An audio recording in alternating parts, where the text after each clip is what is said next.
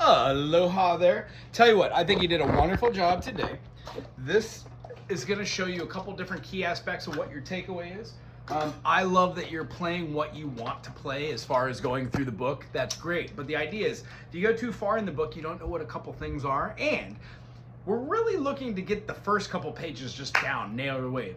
Our biggest thing is after 4 lessons, in 4 lessons, we should be able to play the duet together, know how to hold a whole note, know how to put a tongue up against the top of the mouthpiece, how to be smiling with our happy face and use those muscles for our embouchure, how to use the octave button in correlation with the notes we know to go from one low note to a high note called an octave or a P8, and then how to play a full scale starting on G, A, B, C, D, E, F sharp, and G.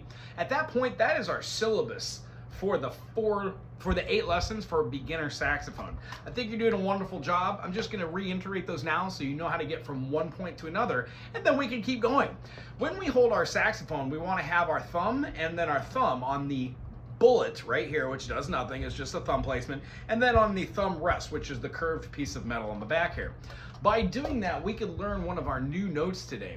Aforementioned, we had our G as having 3 pads down, our A removing one of the pads, just to reveal the 2, our B having just the 1 finger on the pads to reveal the B note. When we played the C, we went to the middle note. Today's new notes, in correlation, there are multiple ways to play separate notes and same notes. When we play this B and we go to the C, for flow, we don't have to go and switch fingers from a G to an A to a B to the C. When we play and hold our instrument, just holding it at here, not concert ready, putting a thumb down and thumb down, all of our fingers on our standard pads, 1, 2, 3, 1, 2, 3. If we lift up, giving it no tension on our neck brace, what we find is our hand perfectly aligns with the 3 side pads. I call them Lorraine, Karen, and Janice. However, you don't have to. It's going to be the L, K, and J buttons. You're going to want to play the middle one. Now, conveniently, when you hold your hand here, the first node on your finger is here, second node, third node. It plays where your palm connects with your A4 joint and your first pip node here. Meaning, when you play your first finger for B and then you play your middle K button, you get a C note.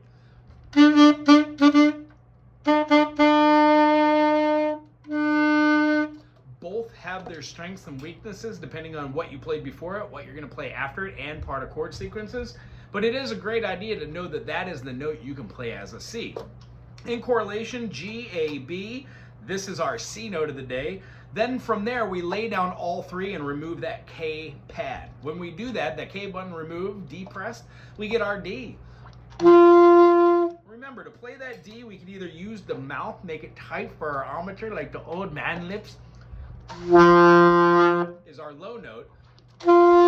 We want our high note to sound like our low octave. So this week, in addition to playing your notes in full value, lesson 1 through 4 on page 2, I think it is, I would like you to play that first line of B, that second line of A, the third line does A and B together with the rest, and then the 4th line introduces G. Get through all of those all together, taking the least amount of breaths that you can while holding out the notes.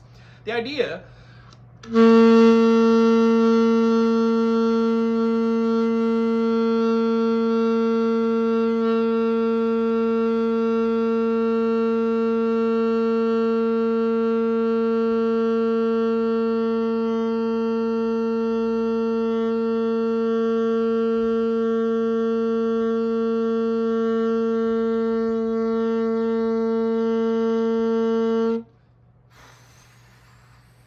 still have air left over.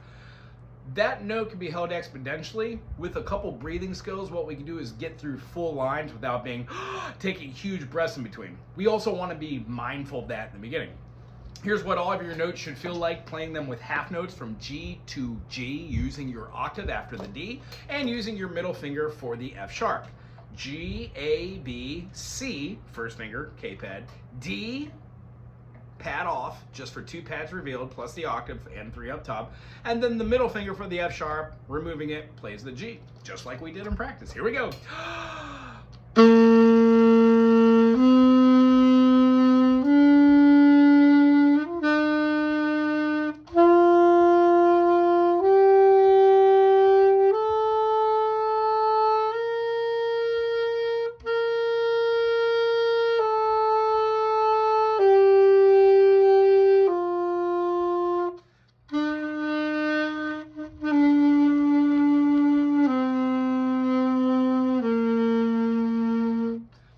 do it, we want to go ascending and descending.